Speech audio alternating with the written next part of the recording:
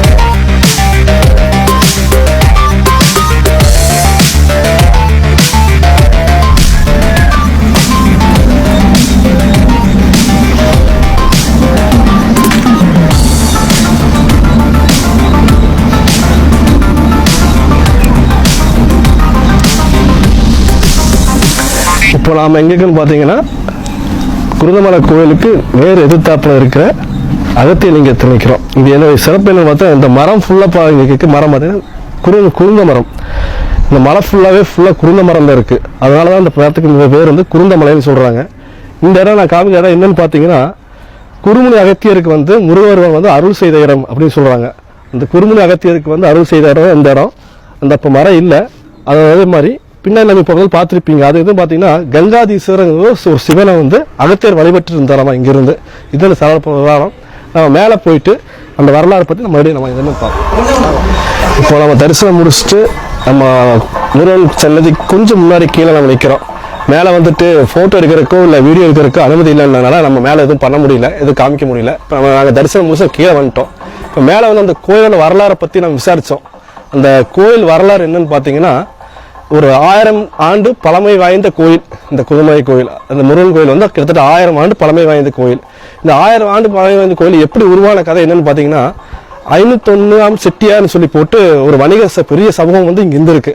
அவங்க வணிகம் பண்ணுற பார்த்தீங்கன்னா நான் கேரளாவிலிருந்து சொல்கிறாங்க. கேரளாவிலிருந்து ஏலக்காய், மிளகு, கிராம்பு இதெல்லாம் வந்துட்டு வாங்கிட்டு மாடு மேலே ஏற்றிட்டு இந்த குருந்தமலை வழியாக சத்தியமங்கலம் போகிறவங்களும் மைசூர் போய் வியாபாரம் பண்ணுறவங்களும் போகிற வழி இந்த வழி.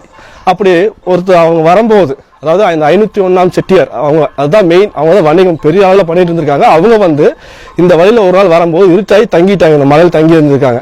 அப்படி தங்கி இருக்கும்போது ஒரு சின்ன குழந்தை மாடு மேய்க்கிற பையன் வந்து என்ன பண்ணியிருக்காரு அப்படின்னா வந்து கேட்டிருக்கா அப்படி, ஏங்க மூட்டையில் என்னவையா வச்சுருக்கீங்க நீங்கள் அப்படின்னு அவங்க கேட்கும்போது அவங்க சொல்லியிருக்கிறாங்க தவிடு வச்சிருக்கிறோம் அப்படின்னு சொல்லியிருக்காங்க. அந்த தவிடு வச்சிருக்கேன்னு சொன்னால் அப்படிங்களா சேர்ந்துட்டு போட்டு அந்த பையன் வந்து கிளம்பி போயிட்டா. அப்படி அடுத்த நாள் காலை நைட் இரவு அந்த பையன் போனதுக்கப்புறம் இரவு இங்கே தங்கிட்டு அடுத்த நாள் காலையில் திருப்பி அந்த மூட்டையெல்லாம் மாட்டு மேலே ஏற்றுறதுக்கு போயிருக்கும் போது எதுவுமே வந்துட்டு கனமாகவே இல்லை, சும்மா காற்று மாதிரி மூட்டை இருந்திருக்கு. அவங்களாம் சந்தேகம் வந்து என்னடா ஒன்றுமே வெயிட் இல்லைன்னு சொல்லி போட்டு திறந்து பார்த்துருக்காங்க. அவங்க கொண்டு போன அத்தனை மூட்டையும் வந்து தவிடு மட்டும்தான் வந்திருக்கு.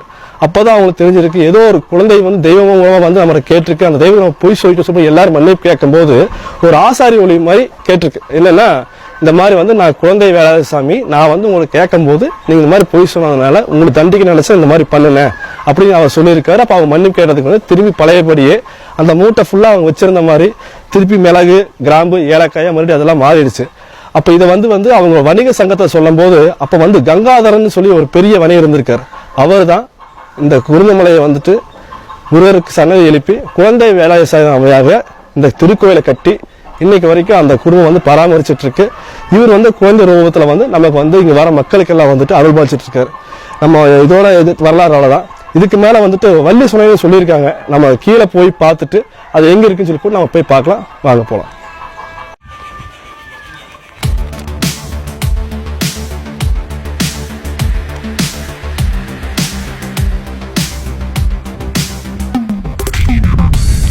இப்போ நம்ம தரிசனம் முடிச்சுட்டு நம்ம கீழே வந்துட்டோம்.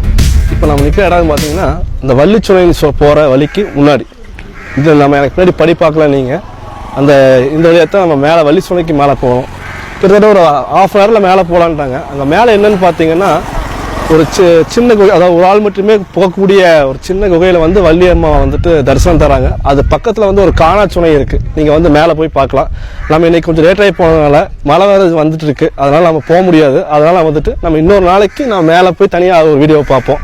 கண்டிப்பாக உங்களுக்கு இந்த சேனல் வந்து பிடிச்சிருந்ததுன்னா சப்ஸ்கிரைப் பண்ணுங்கள். மேலும் தொடர்ந்து எங்களுடைய தேடல் முயற்சி ஒளியிடுற வீடியோக்கள் எல்லாம் பார்க்கணும்னு ஆசைப்பட்டீங்கன்னா பெல் பட்டனுக்கு ப்ரெஸ் பண்ணுங்கள். அது மட்டும் இல்லாமல் கண்டிப்பாக உங்களுக்கு பிடிக்கும் நினைக்கிறேன். பிடிச்சிருந்தா லைக் பண்ணி உங்கள் ஃப்ரெண்ட்ஸை ஷேர் பண்ணுங்கள். மேலும் கமெண்ட் பாக்ஸில் இந்த மாதிரி இப்போ நாங்கள் தேடல் நீங்கள் பார்த்துருப்பீங்க. அதாவது வந்து எப்படின்னா அழிந்து போன இல்லை மறந்து போன இல்லை மறக்கப்பட்ட திருக்கோயில்கள், ஜீவசமாதிகள், மேலும் வனப்பகுதிகள் சம்மந்தப்பட்ட இடங்களெல்லாம் உங்கள் ஏரியாவில் வந்து தெரிஞ்சிருந்ததுன்னா தயவுசெய்து கமெண்ட் பாக்ஸில் நீங்கள் வந்து எங்களுக்கு வந்து உங்களோட கருத்துக்களை ஆதரவையும் கொடுங்க. நான் கண்டிப்பாக நீங்கள் சொல்கிற இடத்துக்கு நான் கண்டிப்பாக வந்து ஒரு நாளைக்கு கண்டிப்பாக அந்த இடத்த பற்றியும் அந்த வரலாறு பற்றி நான் கண்டிப்பாக ஒரு நாளைக்கு எடுத்து நம்ம சேனலில் போடுறதுக்கு ரொம்ப ஹெல்ப்ஃபுல்லாக இருக்கும். நன்றி, வணக்கம். சோஷியல் வீடியோவை லைக் பண்ணுங்க, ஷேர் பண்ணுங்க, சப்ஸ்கிரைப் பண்ணுங்க, மறக்காம அந்த பெல் பட்டனை கிளிக் பண்ணுங்க.